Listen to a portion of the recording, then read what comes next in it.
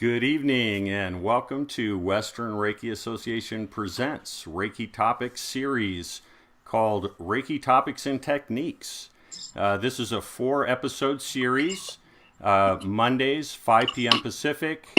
Also on next Monday, October 1st, October 8th, and October 15th. We have a panel to cover various Reiki topics and techniques. This is our panel of Reiki wisdom holders. We have Kathleen Johnson of Universal Heart Reiki in Bloomsburg, PA. Barbara Rose of Rose Wellness Network in Knoxville, Tennessee. Andrea Kennedy of Mainstream Reiki in Saline, Michigan. And Karen Caig of Arkansas Reiki Institute in Bentonville, Arkansas. Hello, ladies, and thank you for joining us this evening. Hi, Stephen. Thanks for having us.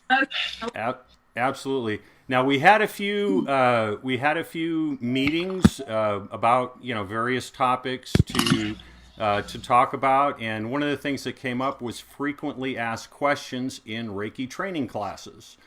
So I think that's a good place to start. Who'd like to start? How about the issue of permission? Sounds good. Okay. That's a big one, isn't it? Yes. Yes, that's most students ask that as soon as we get to, especially distance Reiki, which is another thing, but they'll say, well, what about permission? Do we need to, you say that Reiki respects free will, but do I need to ask permission before I do Reiki on somebody? What do you guys say? I always say yes. That's my pretty much unqualified answer. There are a few, I would say, few qualifiers, but normally I say yes, because my take on it is we can't presume to know anyone else's path. And to say that someone needs Reiki, how do we know that? Maybe that they are carrying whatever they're carrying for a reason that is completely unknown to us, could be part of a soul contract, could be something that they have agreed to, could be clearing karma, who knows? But maybe they're not ready to heal, but it is not in my purview as a Reiki practitioner to say, oh, this person needs Reiki or that person needs Reiki. I feel very strongly that a person needs to come to Reiki voluntarily, and if they don't, then I back off. It's that simple for me. And there are exceptions. I would say, babies, people who are very ill, maybe comatose, those types of situations. And in those situations, what I do and what I recommend to my students is to assume like a meditative, get into a meditative state and try to connect with that individual's higher self and see what kind of response you get. And normally the response is immediate, and you know immediately if this is a good thing for them or if it's something they really are not ready for or don't want. In the case of a child or a baby, I get permission from the parent or guardian. So as with most things, there are exceptions, but by and large, permission is pretty important for me. Mm-hmm. I'll put my 2 cents in here on that. So absolutely, I have offered Reiki, of course, to babies. How about animals? Because, animals don't ask. So I've done a lot of animal Reiki. Also comatose patients, I've done that as well. But, what I tell my students, too, is we don't necessarily ask people if it's okay to pray for them. And, I think that's something to consider. We could say prayers for someone. They might not even be religious. So maybe that's even overstepping. However, I've always felt that, a prayer that isn't wanted isn't really going to harm the person. So in regards to Reiki, I'll tell you, I will ask intuitively. I will do that. However, If the person isn't coming, if someone is asking on their behalf, or, I don't overstep too much on that. I mean, why would the person not ask for themselves, right? But especially with distance, though, I'll say that I don't feel that Reiki is going to break any contracts and go against that person and what their will is. I just don't think it's going to harm them in any way. Not to say that I would just go and offer Reiki to anybody and everybody. I mean, that's just not the way it works. But even in a session where someone is there, they have come in and wanted Reiki, they are there for a session. I've had the experience of offering the Reiki and then really seeing that there's something going on where I'm not to go, where it's almost like an off limits thing. Mm-hmm. And so I just keep offering it to, whatever else, will accept the Reiki. And maybe it is a vow or a contract or some sort of life lesson, but I know that the Reiki isn't changing that or invading that. And that's in a real live session. So I seem to believe that, in a distance session, it would do the same thing, If someone's asking for Reiki, sure. But if someone that you don't know and hasn't requested Reiki, and somebody says, well, my friend so-and-so, I really think he needs Reiki. That's not for me to say. I always say, well, if you can get your friend to say he or she would like it, awesome. If not, I really can't do that.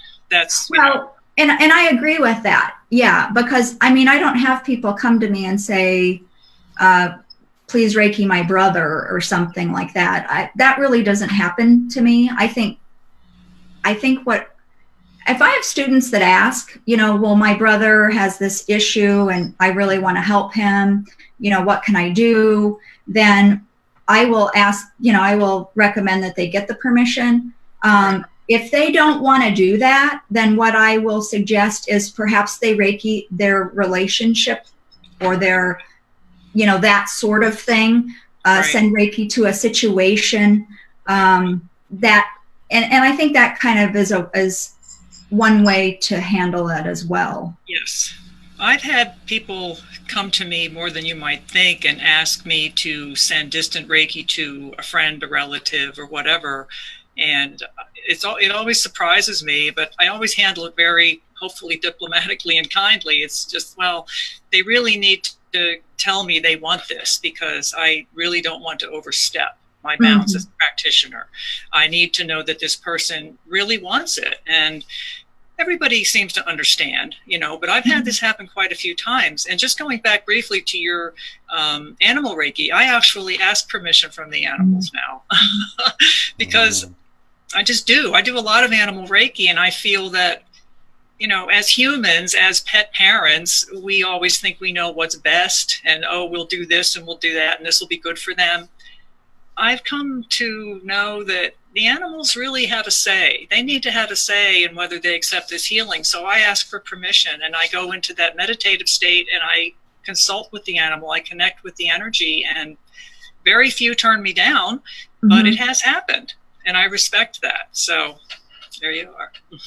All right. I want to pipe in. I have been practicing Reiki for years and years. And it's always been an issue when I teach a class. People have different feelings about it. But what I've come to believe is if someone asks me, because they have asked me, there is some permission.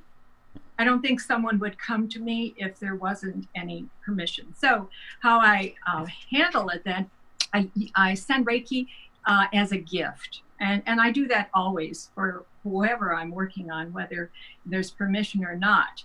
But I send Reiki, I check in, I send Reiki, and they can take it or leave it. There was I taught a class and we had someone come in who was actually from another lineage, but she had heard about me and wanted to just kind of sit in.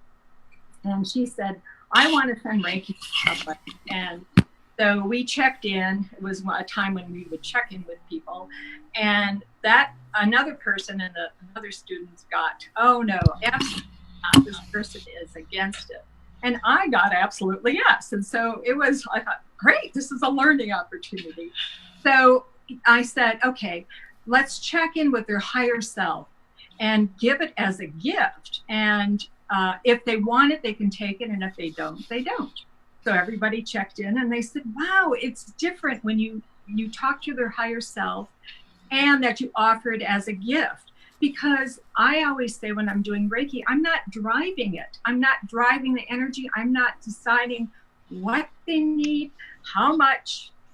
Like you were talking about the area. If you get to an area where it's like, wow, there's nothing moving here and it doesn't want to shift, you just move on. So that's how I've never not given Reiki when I've been asked, because I feel they wouldn't have come to me. There wouldn't have been the connection if there wasn't a need for the Reiki. But again, I give it as a gift.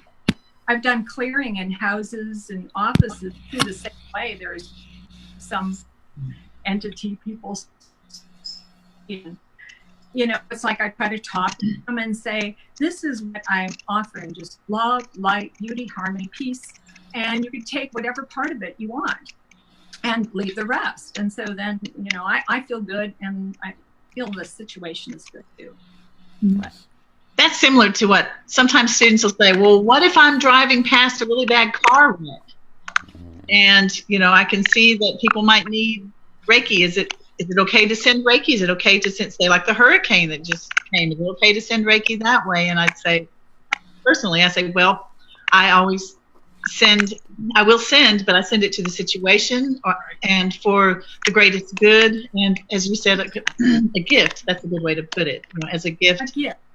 To take the highest form, the highest gift you can give someone is anonymous healing. I mean, I think that's, you know, they say the same thing with money too. Anonymous gifts of money and anonymous gifts of healing are one of the highest vibrations, because you don't have attachment to the outcome. And that's one of the things I don't have with any of the healing I do. I don't have attachment to the outcome. I just give it to the highest for the highest good. And they can take what they want and leave the rest. And so then you're not driving the whole situation, and then there's nothing, you know, feel like you have to do, have to take, or they don't either. So to me, it's a win-win situation. And I actually had an animal, my dog was dying, and my daughter realized it and said, Mom, do something, because I had always been the one, you know, heal, heal, heal. And the dog used to always come to me and get the morning healing energy. And this day, it came to me, and it would go through my legs, you know, and like I'd say, you pretty puppy, you beautiful puppy, and, you know, just give it all love, all the love I could give. And this time, instead of staying there and getting it, she ran through my legs and then went back into the yard and sat there and looked at me. It was very clear indication, this is it, don't do any more. And I didn't. I wasn't going to give her Reiki and, you know, try to override her free will. And that day the dog died, and the dog waited till I was on a hike in the Smoky Mountains and died, because there was no way I was going to get back and heal that dog. And actually one of my animal psychic friends said that that dog had been wanting to die for several years, and I kept the dog alive. And I thought, really? So it was another way of me looking at, you know, if I say something, am I driving this? Am I trying to, I want you to be alive. I want you to be here tomorrow. And so it made me think, you know, it's like, no, just as a gift, and if the dog wants it, or anybody wants it, they can have it. If they don't, it just goes off into whoever wants it. Some people have said they got the offshoots of some of the energy. It's like, oh wow, somebody didn't want that, but I want it. Yeah. So beautiful. Karen, do you have any additional thoughts on about asking permission, or how that question comes up in class? Yeah, one thing I share with my students is that I used to be a hospice volunteer, and I had one of my very favorite patients actually had a little dementia, and there was a question there of, she would ask me, because I never talked about Reiki because I live in Arkansas, and she wouldn't have known what I was talking about. But she'd say, "Honey, your hands get so hot. Would you put your hot hands on me?" And then that was okay. She's asking. I mean, when someone is in hospice, they're I think that decision is already made, that they're on their way out.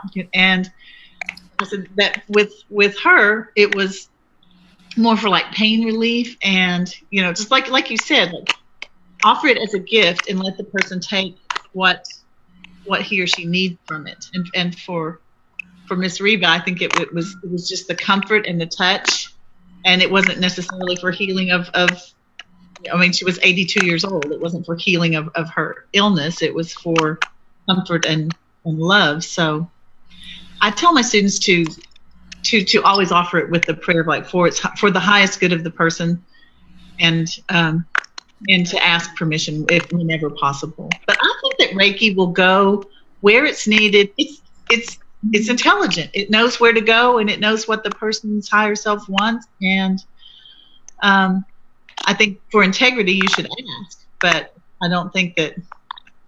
I tell them not to just, oh, what should I do? Like, oh, should I pull over and ask these people who are dying in the car wreck, hey, do you want some Reiki? Like, no, just,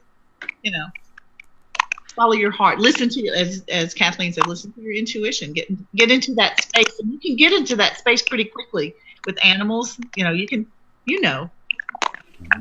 Absolutely. Beautiful. What's another frequently asked question, Andrea? Oh, well, one I get a lot is, why does self-Reiki feel not much is happening when compared to receiving Reiki from another person? And, I've never read any explanation about that, so I've just kind of formulated my own theory. So it'll be interesting to get your feedback on it. But, my theory on that is that I kind of use the analogy about temperature. So if you imagine your energy field is at a certain vibration, or let's say temperature, and that Reiki is coming in at a higher temperature or higher vibration, so there's contrast there. But because you're the giver and the receiver, the energy is coming in, and it's actually acclimating or changing, getting a little bit different as it's coming through your energy field. There's an acclimation happening. So if you think hot and cold, forming a little bit more warm, like a compromise, so that by the time we are aware that, our senses are telling us, oh, Reiki, it's so far in the process already, by the time we can get aware of it, that it really doesn't have a lot of contrast to it anymore. So I don't know. I mean, that's kind of what I've come up with. And then when you have another person channeling the Reiki, it is coming in. There's no chance for any mingling or anything like that in your own energy field first. And that's why there's a big contrast in feeling. What do you guys think? I like that theory. Yeah, Because it is sort of like when I do self Reiki, I do feel it from my hands, but it's almost like you're in like a continuous flow. It's almost like it's coming in, and then it's like whoosh. It's like a bath, like a Reiki bath. And I think that makes sense, that if it's coming from, there's more of a contrast if it's coming from outside. I like that. I like that idea. Okay. Beautiful. Well, I have a question from a viewer. Oh, wait, Barbara had something to throw in. Did you have something? Go ahead, Barbara.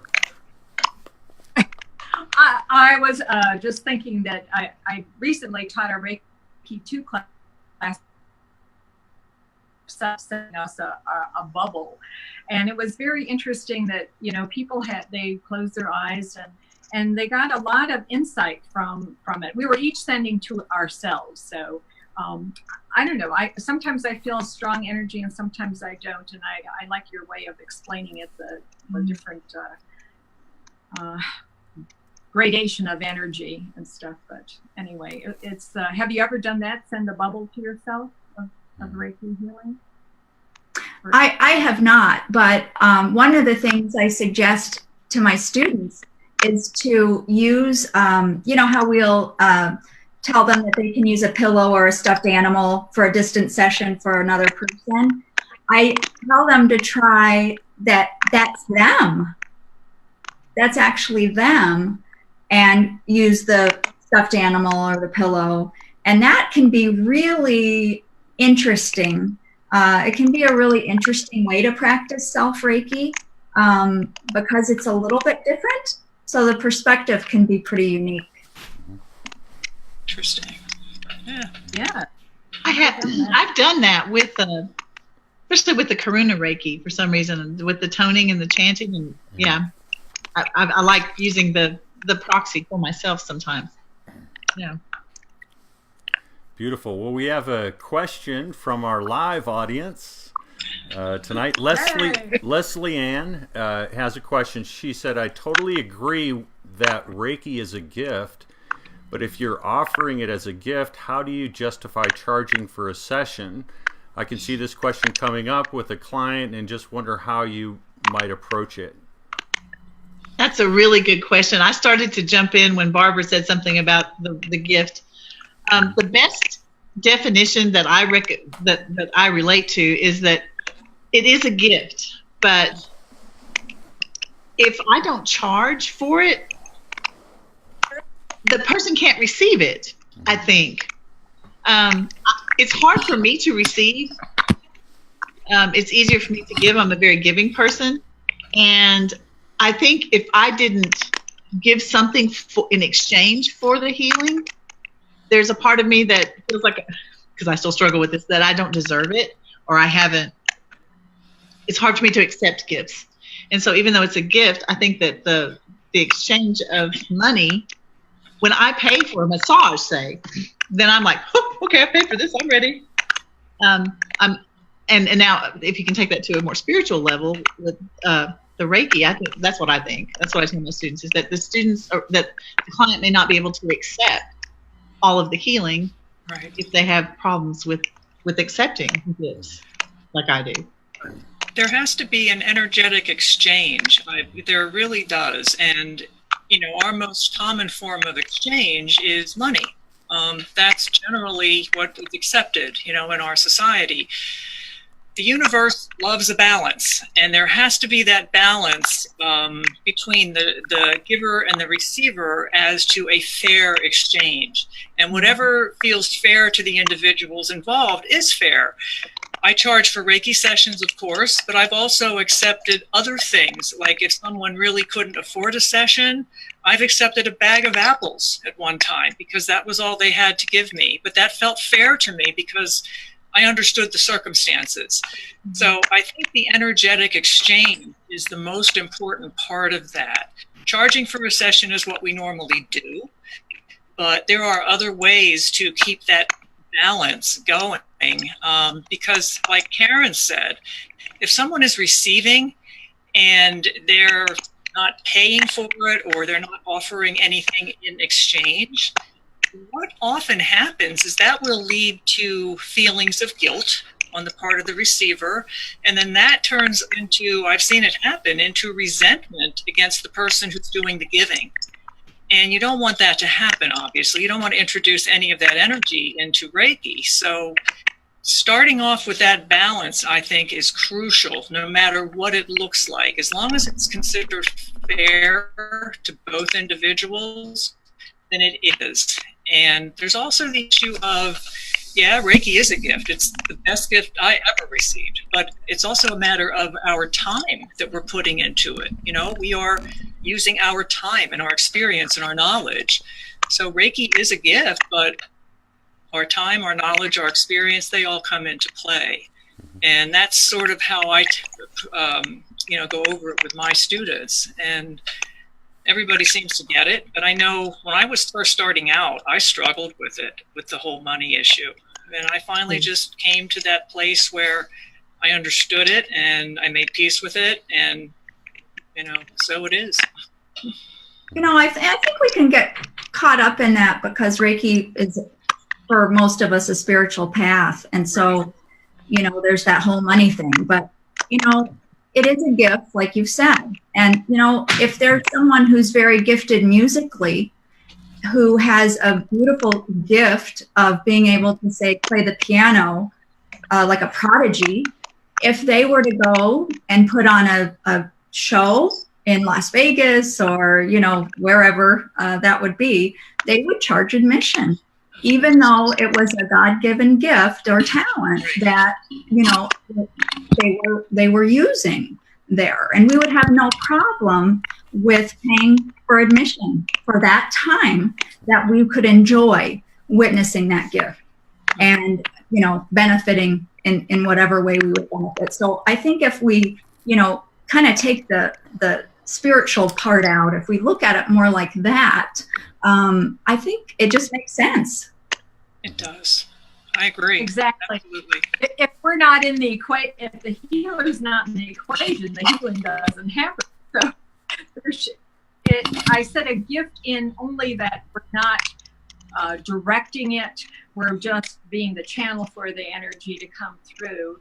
And when I gift give as well, I give something that I think someone would like. If they receive it, that's the gift, and then whatever they do with it after that is up to them. I don't have an attachment to it. So I meant the gift is more of not being attached to the outcome, just being the pure channel and having whatever happen. But of course, there has to be the exchange, because it is. We are like a prodigy. We have studied, we have practiced, and we are the gift in our being and our giving. So I have exchanges too with people. I once got a beautiful handmade pottery bowl from a woman who took my Reiki 1 class and could not pay for it. And she says, I will be giving you something, but it'll take some time. It's the most beautiful, precious thing I have from her. And that was good. It was a fair exchange, I thought. So. Yeah. Beautiful. I love it. How about Karen? Have you given your frequently asked question or your top question yet? No, but actually, I wanted to kind of jump in off of what Barbara said. That okay. Because people ask me sometimes, like, well, but haven't you always been able to do Reiki a little bit, or it's a special? You're special. Like, yeah, I'm special, all right. I mean, but anyone can receive this gift. I mean, that anyone can take the class. Anyone can open to these energies and become a Reiki practitioner. Because sometimes people will ask me before they take the class, like, well, do you think I could learn it? I'm like, do you want to? Yeah. If you feel guided to do this, anyone can open to the Reiki energy and be like a clear and open channel for it. That's because it's not me. I'm not doing it. And it's not that you're going to be like, oh, like wave a magic wand. Anybody can do this. It's just the being open to it. What do you say when people ask you, do you think I can learn this? Do you have people ask you that? Yes, and absolutely. That's one of the reasons I love Reiki, because I tell people all the time, oh, I love Reiki for so many reasons, and that's one of them. For me, it makes perfect sense that we can all learn it. And the reason is we all have this energy in and around us. We all have this life force energy. And wouldn't it make sense that we can learn to work with that energy? I mean, it's part of our package. So, we wouldn't be given something and, not be allowed to work with it, I don't think. So, even children learn Reiki. Absolutely. Yeah. I think it's easier for children to learn Reiki in a way because they don't get in their own way. They're just kind of naturally open to it. Speaking of which, what do you guys say when people ask you, what is Reiki? Well, for me, it depends on who's asking. to a large degree. Knowing your audience, I think, is really important. And especially when you start talking about Reiki, sometimes I will just simply say it's a Japanese form of relaxation and stress reduction that can enhance your body's natural healing abilities. And they go, okay, and they're happy with that and go on their way. Some people want a little more in depth. Some people are open to the spiritual aspect of it. And with those, I will certainly go there if that's what they're interested in.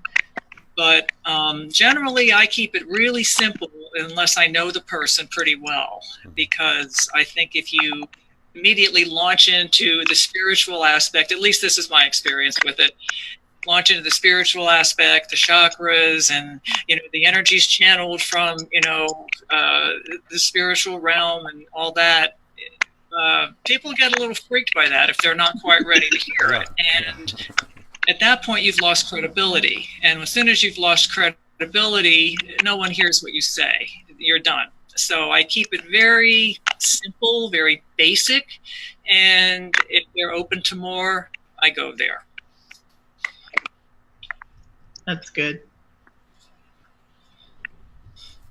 Beautiful. People ask me a lot, those students ask, I don't know if we've really talked much about the distance Reiki. Students frequently ask me, like, especially the first time, if they're getting it and they're like, I feel that. How, they'll turn around, how are you doing that? How is that working? What do you say? Well, in the quantum field. It's energy.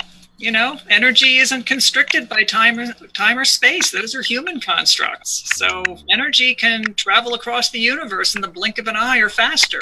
Reiki energy is no different. Again, keep it simple. What do you guys think? How about Andrea or Barbara? What do you think? I say the same thing. I say the same thing. It's really like prayer. It's just, it's more dynamic than prayer, but people sense prayers too. So why wouldn't they sense Reiki? Right. Well, another example. Sorry, Barbara, go ahead.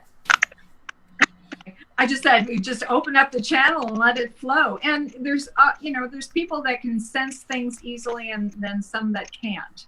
But I feel the same thing with prayer. I know when people are praying for me, I can sense it, but some people don't, right. and that's okay. It doesn't mean it happen. Well, I think we even do it with our thoughts. How many times have you called someone and they said, I was just going to pick up the phone and call you, or I've been thinking about you for all day, or something like that. And so, there's a lot of so much going on behind the scenes, that we are not aware of. It's kind of like all the Wi-Fi waves and things that we can't see. We would probably be amazed. We could see everything zooming past us as we sit here. But it's quantum physics, and science is going to catch up. It's coming, and then everybody's going to say, why did we not understand that? Why was that such a puzzle? Way back then. Times are changing. Yeah. Right. I don't know. I still think my cell phone is magic. It's magic.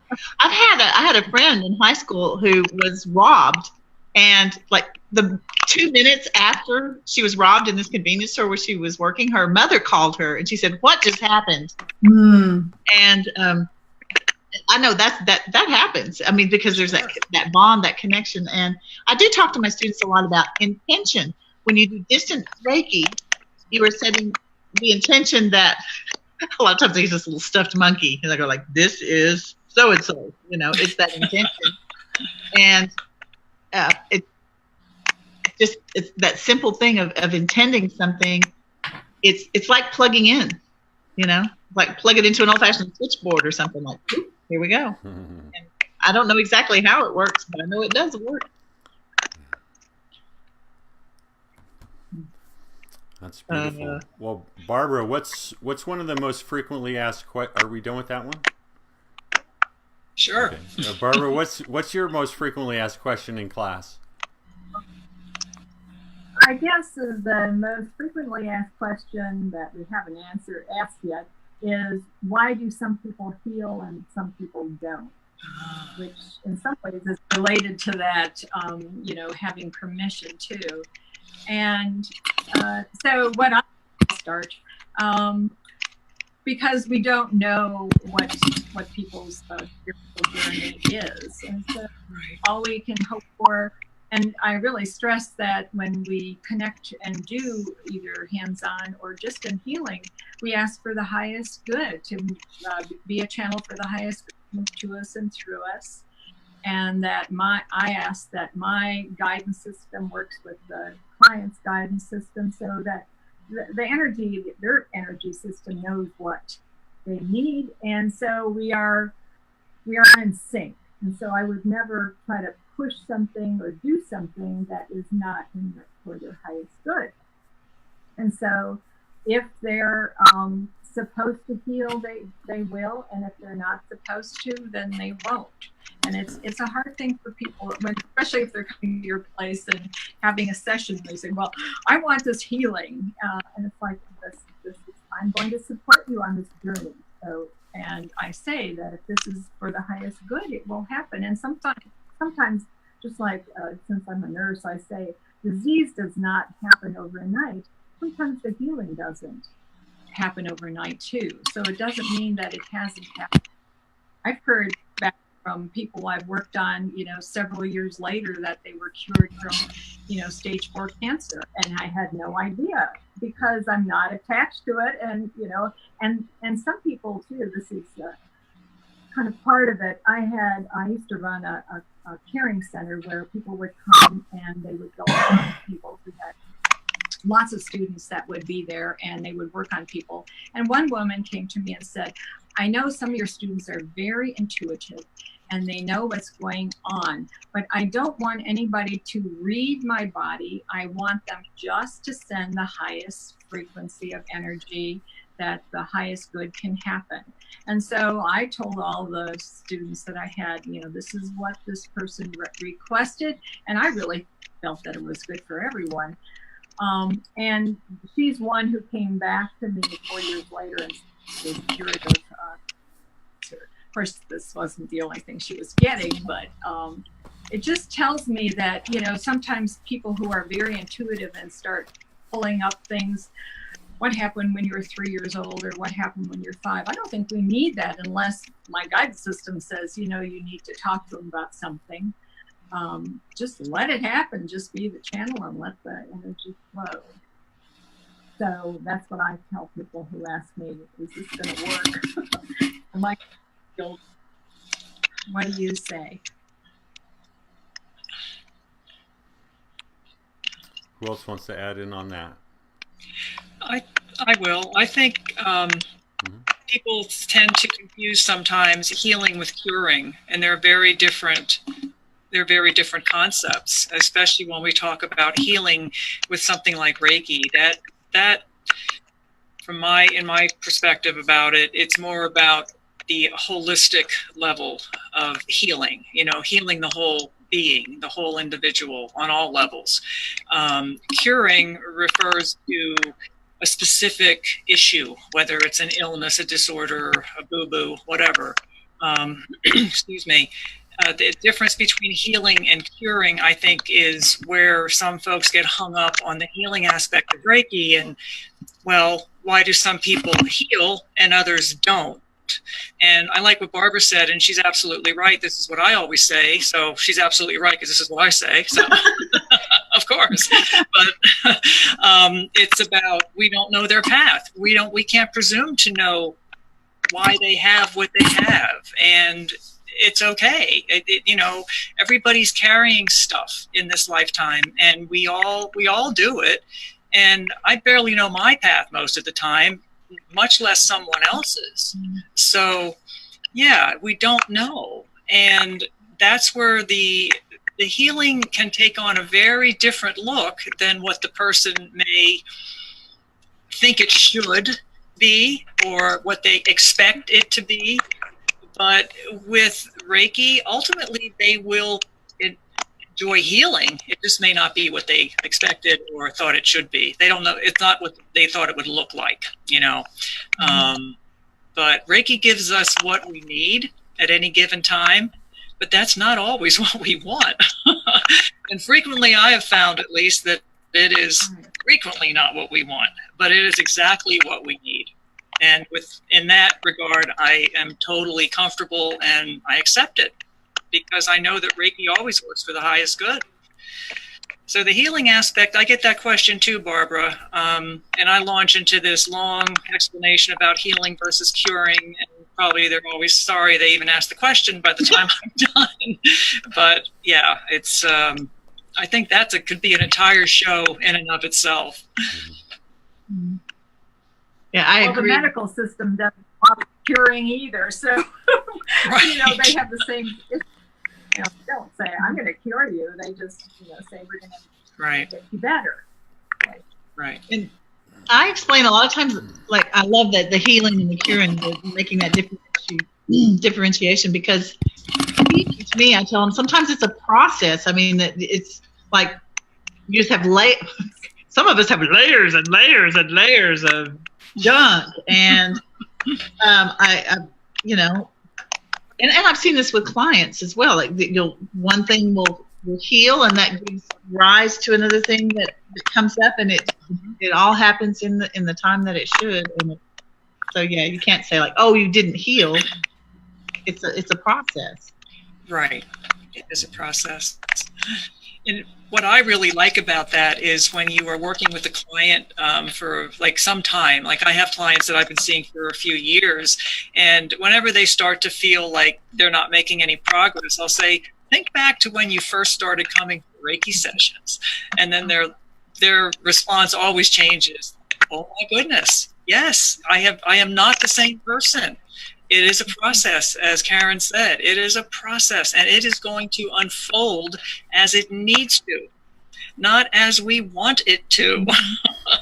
And that is something that many of us, myself included, have difficulty with. We are an impatient lot, us humans. So we think we want it now, how we want it, where we want it, when we want it. And no, it will happen, but it happens when the time is right, not when we necessarily want it. So.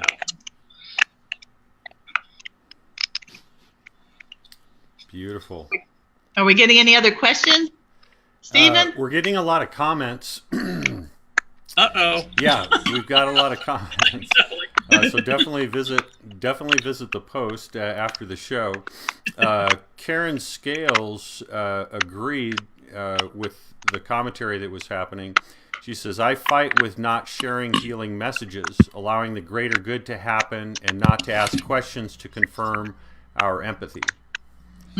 Yeah, Students do ask me that sometimes. They'll say, if I pick up something, because many Reiki practitioners are highly intuitive, and they say, if I pick up something, should I say anything? And I tell them to use their own judgment, but generally I keep things to myself unless I feel strongly guided to ask them or to share what I'm picking up.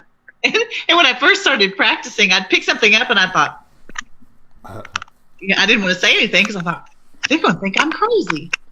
But I have been guided to ask and share what I'm picking up sometimes, and they'll say, oh yeah, and then, you know, that does kind of lead to helping that healing along, but I don't always share what I'm picking up. What do you guys tell your students? Yeah, I always ask before a session, what do I need to know, and please guide me into telling the person what I need to tell them.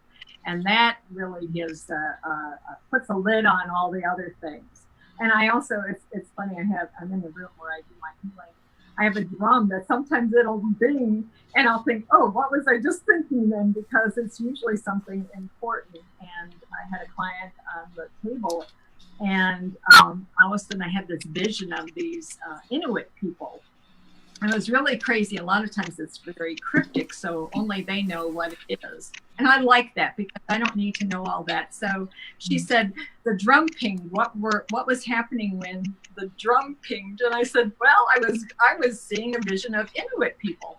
And she says, oh boy, you don't know what that means to me. And I says, okay, I passed on what I needed to, and I let the rest go. And so I never really found out all about it, but so I like asking, and sometimes I ask what I need to know, because if I need to go in a particular place or to avoid something. So I ask myself those 2 questions, and then I get the guidance for what follows. I'll chime in here because I remember way back when I started doing distance sessions. And as you all know, I came from a science background. And so when I first learned Reiki 1, I couldn't feel a thing, But when I started doing distance work, I started seeing images of the people or having just like a direct knowledge about what was happening. And this was having to do with family members. And they would confirm this. And I thought with this a long time, because for one thing, I was fascinated by it. And I thought, this is something. I mean, this is coming for a reason. But then on the other hand, that's not Reiki. Reiki's the energy, And so I was pretty conflicted about it. But I'll say that intuition progressed, and I got to the point where, I use it in my sessions. People who come to me, I think nowadays pretty much know that I do some of that stuff. But what I do, I explain when a new client comes, I explain what Reiki is. I explain how, a little bit about myself, my background. I tell them how the session's going to go, so they know what to expect. And then I ask them, I say, and with your permission, I can look in your energy field in your body and see if there's anything that comes through that would be, of benefit to you. And I have to say, I had one person say to me, well, I don't want to hear anything about angels or guides or anything like that. And I said, okay. But so at the end of the session, I go over, anything that came up. It isn't therapy. We're not there to hash it out or anything like that. I'll let them know what symbols that I saw, because that's usually how it comes through for me. And the feeling or, information will come as well. But I found through the years that it's coming through for a reason. And the clients keep coming back, and I think that's part of it. And one thing I've learned is just say what I get, and that's it, because if I try to determine how it applies to their lives, I'm wrong every time. But if I just say how it comes through, they can connect the dots. And what I'm not really telling anybody things they don't already know, really. But what it is, they find it pretty validating for themselves. Because, to hear it from another source or something, I don't know, I can't explain it. But so I did struggle with that for a long time. But I do my sessions like that now. But I will say I do ask special permission for that. Andrea, I do it the same way you do. I noticed, well, as long as I've been doing Reiki, I've become more and more intuitive. And it really is, I think, part of the Reiki package. It truly is. I have pretty much gone with letting people know what I got in a session from the beginning. And I learned very early on, I was actually told this in a session by, I don't know, it wasn't me, that the information I receive is not mine. It is for the client. It is for the person on the table. And Reiki is the vehicle by which that information is coming in. So I felt that it was my responsibility to share that information with the individual. And I still feel that. And even though I always deliver the information in the most compassionate, diplomatic, kind way I can. And there have been a couple occasions where I held something back because I felt that it would not really help anything. And one instance was when I was working with a hospice patient, and I heard her say something to me that I know would just have devastated the family who was in the room. So I just sort of kept that to myself. I didn't see anything. That was a judgment call on my part. Normally, though, when I'm speaking with the client, I tell them that I will be, I always say, if I get any information, I'd like to share that with you if it's okay. And I've yet to have anybody say no. And this is after thousands of sessions. And I look at it this way. Most people know that that's how I do sessions, because in my area, most people know how I do this. I have quite a few long-term clients. And those who want that type of experience are going to come to me, because I do believe Reiki guides you, to the practitioner that's right for you. And the practitioner attracts the clients that are right for him or her. But and those individuals who want more of just a relaxing, whatever experience, they're going to go to someone who does it a little differently than me. But it's good. It's all good. Reiki is going to give you exactly what you need. So I just follow my guidance. And I've always been guided to share the information. And so I do. Who am I to say, no, I'm not doing that? Although I've done that on a couple occasions, just because I was feeling there's no way I can deliver this in a positive way. And I didn't want to do that. So that's my take on it. Anyone else? Well, I have something I'm going to throw out to the panel here. And it's about, it came up a little bit earlier about Reiki and spiritual growth, or Reiki as a spiritual path.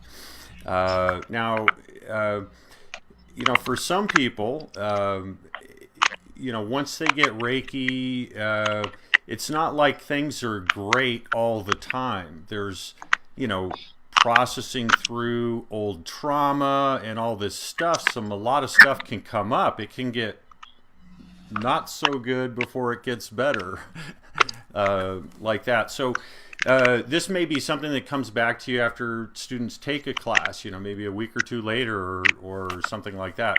What kind of questions do you get around that, and what kind of answers do you give there?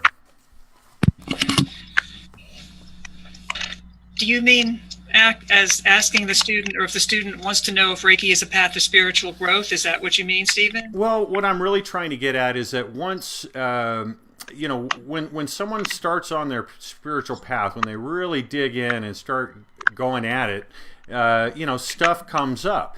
Old trauma, deaths, maybe even past life trauma, things like this that are really, really hard things to go through. They may be a lot easier to go through with Reiki, but for someone that takes a Reiki class and gets attuned, and then they have a whole bunch of stuff come up, for them, they might be overwhelmed in the moment. Has this happened, and how do you handle that?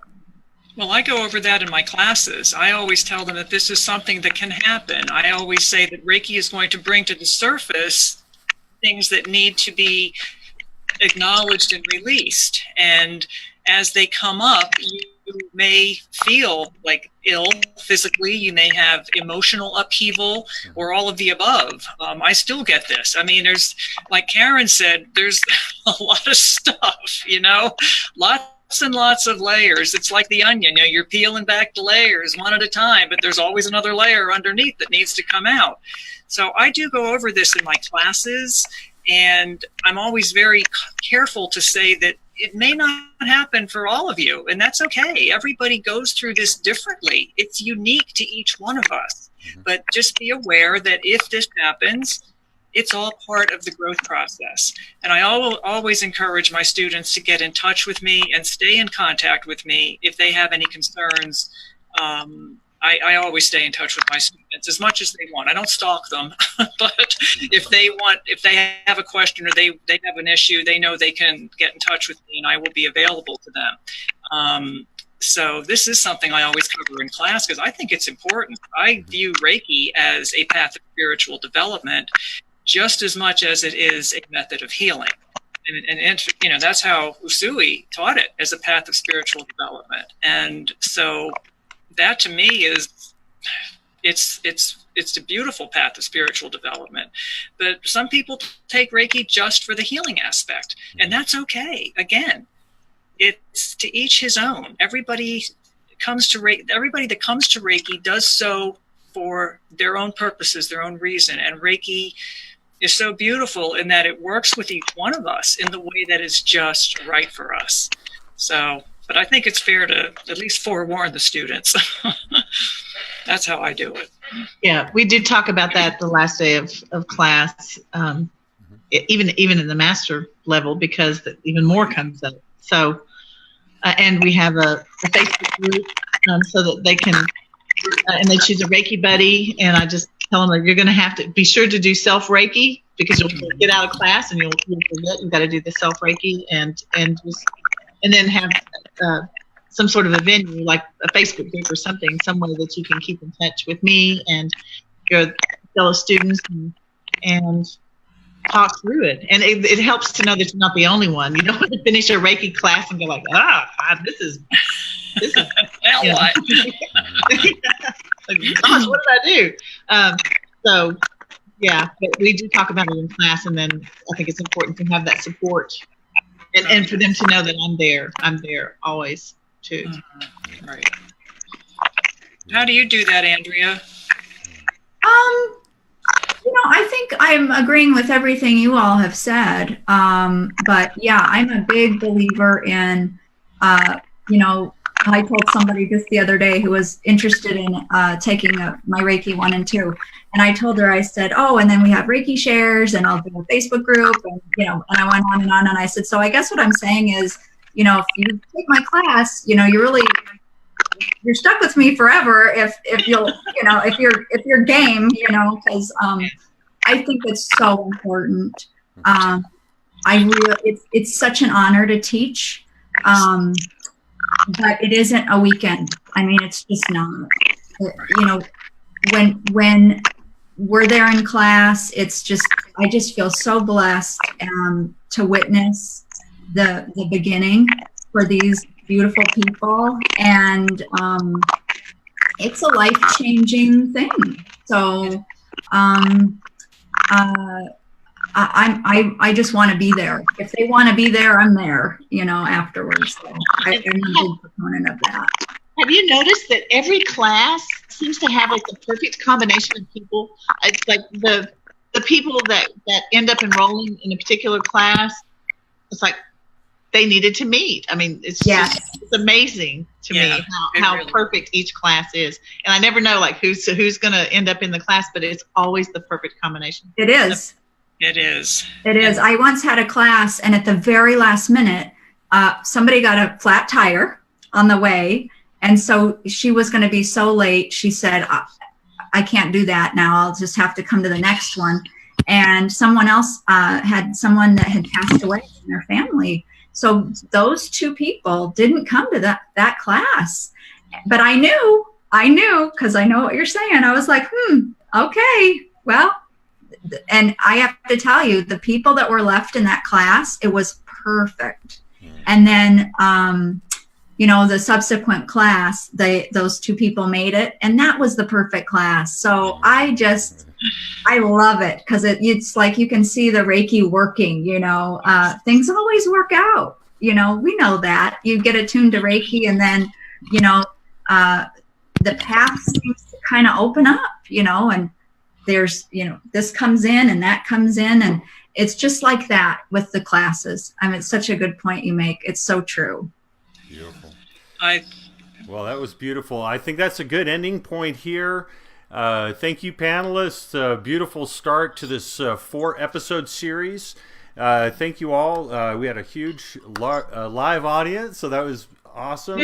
Thank you all for tuning in, and we'll be back next Monday, 5 p.m. Pacific, here on Reiki Topics with episode number 2 of Reiki Topics and Techniques. Blessings and namaste. Stay with me, everyone. Bye. Bye. Bye. Stay here, everyone. Okay.